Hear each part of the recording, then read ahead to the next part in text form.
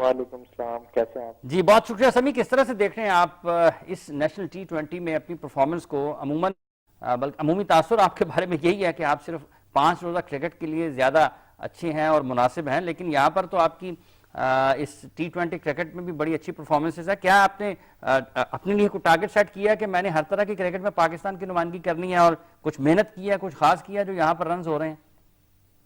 جی بالکل محنت کر رہا ہوں کافی ریگولر، اور میں اس چیز سے بڑا پریشان ہوں. یہ جو میرے بارے میں تاثر ہے پچھلے 2-3 سال سے، مطلب ون ڈے میچز جتنے بھی ڈومیسٹک ٹورنامنٹس ہو رہے ہیں وہ نکال کے دیکھ لیں، یا T20 ٹورنامنٹس نکال کے دیکھ لیں. پچھلے سال پاکستان کپ میں نے سکور کیا، اس سال پاکستان کپ میں نے کافی رنز کیے، 170 کیا جس میں 123 بولز پہ، اور اس کے علاوہ ایک اور 100 کیا تھا میں نے فائنل کے اندر. تو یہ T20 ہو رہا ہے، اس میں میرا 150 پلس کا اسٹرائک ریٹ ہے. تو مطلب ہر جگہ پہ جدھر بھی موقع ملتا ہے بڑا